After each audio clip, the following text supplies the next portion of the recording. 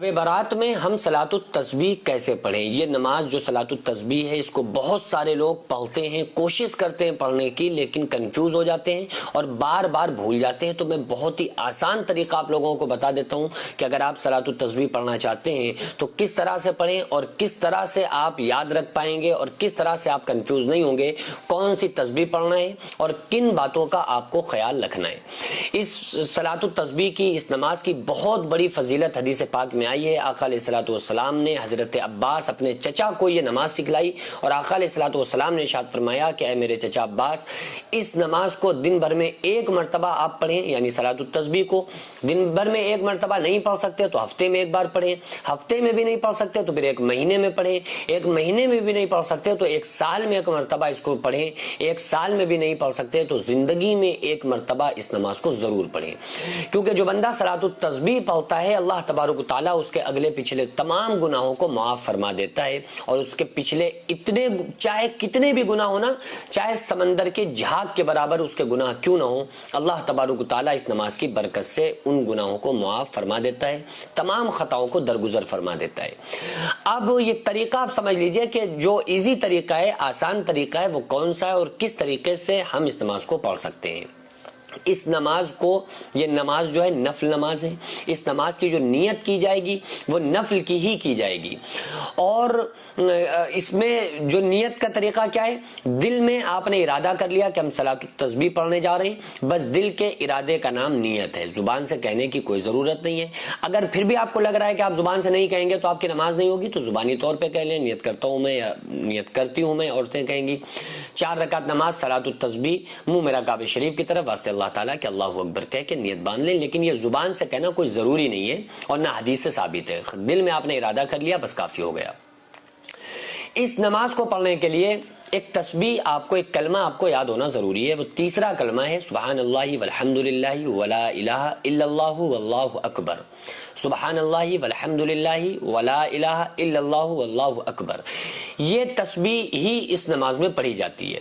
کہاں کہاں پڑھی جاتی ہے، کس کس طرح سے پڑھی جاتی ہے، اسٹیپ بائی اسٹیپ میں آپ کو سمجھا دیتا ہوں۔ اس تسبیح کو 4 رکعت میں 300 مرتبہ آپ کو پڑھنا ہے، یعنی سبحان اللہ والحمد للہ ولا الہ الا اللہ واللہ اکبر۔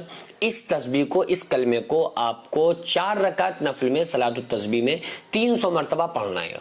ایک رکعت میں 75 مرتبہ، ایک رکعت میں 75 مرتبہ پڑھیں گے تو 4 رکعت میں 300 مرتبہ یہ تسبیح ہو گئی۔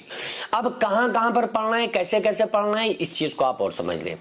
آپ نے ایک سلام کے ساتھ آپ نے نیت باندھی کہ ایک سلام ہی، مطلب آپ کو 2 رکعت کے بعد سلام نہیں پھیرنا ہے، اس میں 4 رکعت ایک ساتھ پڑھنی ہے۔ آپ کو ان 4 رکعت کو 2 کر کے نہیں پڑھنی ہے، 2 سلام کے ساتھ نہیں پڑھنی ہے، ایک سلام کے ساتھ پڑھنی ہے، یعنی آپ 2 رکعت جب آپ کمپلیٹ کر لیں گے تو آپ کو کھڑا ہونا ہے۔ اس چیز کو آپ ذہن نشین رکھیں۔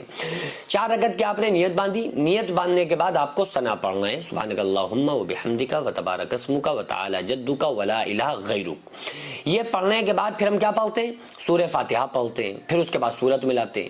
تو سورہ فاتحہ اور سورت نہیں ملائیں گے، بلکہ ثنا پڑھنے کے بعد سبحانک اللہم وبحمدک وتبارک اسمک وتعالی جدک ولا الہ غیرک، یہ پڑھنے کے بعد ہم کو 15 مرتبہ اس تسبیح کو پڑھنا ہے۔ کس کو، سبحان اللہ والحمد للہ ولا الہ الا اللہ واللہ اکبر، اس تسبیح کو پڑھنا ہے۔ اب یہ ہم انگلیوں پر اندازہ لگا سکتے ہیں، ٹھیک ہے، انگلیوں پر اس طرح سے اندازہ لگائیں تاکہ آپ کا زیادہ دماغ بھی ادھر خیال زیادہ نہ جائے، اتنا تو جائے گا ہی کہ آپ کو یہ محسوس ہو کہ 15 مرتبہ ہم نے پڑھ لیا، تو اندازہ اپنی انگلیوں کے پوروں پر یا انگلیوں پر لگا کر آپ 15 مرتبہ آپ کو یہ کلمہ پڑھنا ہے۔ پھر اس کے بعد آپ کو سورہ فاتحہ پڑھنی ہے، پھر اس کے بعد آپ کو سورت ملانی ہے، پھر اس کے بعد رکوع میں جانے سے پہلے آپ کو 10 مرتبہ اس تسبیح کو پڑھنا ہے، پھر رکوع میں جانے کے بعد آپ کو 3 مرتبہ یا 5 مرتبہ یا 7 مرتبہ سبحان ربی العظیم، جو بھی آپ پڑھنا چاہیں، جتنی مرتبہ، 3 مرتبہ طاق عدد میں سبحان ربی العظیم، سبحان ربی العظیم، سبحان ربی العظیم پڑھا۔ اس کے بعد پھر 10 مرتبہ اس تسبیح کو پڑھنا ہے، سبحان اللہ والحمد للہ ولا الہ الا اللہ واللہ اکبر، اس تسبیح کو 10 مرتبہ پڑھنا ہے۔ پھر آپ رکوع سے کھڑے ہو جائیں، سمع اللہ لمن حمیدہ کہہ کے، پھر کھڑے ہو کر آپ کو 10 مرتبہ اس تسبیح کو پڑھنا ہے. پھر آپ سجدے میں جائیں, سجدے میں جا کر آپ 3 مرتبہ سبحان ربی الاعلیٰ پڑھیں.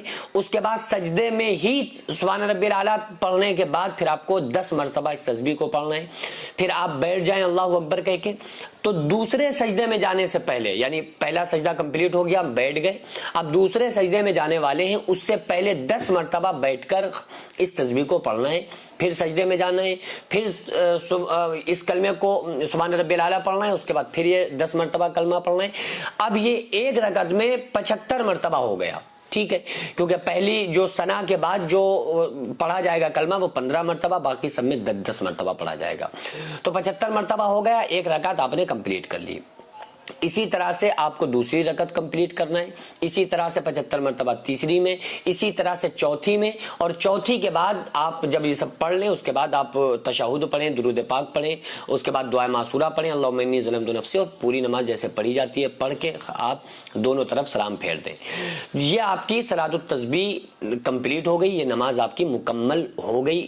کیونکہ بس آپ کو یہ دھیان میں رکھنا ہے کہ اس کلمے کو سبحان اللہ والحمدللہ ولا الہ الا اللہ واللہ اکبر کو آپ کو پڑھنا ہے. صرف فرسٹ مرتبہ جو آپ پڑھیں گے ہر رکعت میں آپ جب دوسری رکعت کے لیے آپ کھڑے ہوں گے تو اس کے بعد کھڑے ہونے کے بعد پہلے آپ کو یہ 15 مرتبہ پڑھنی ہے.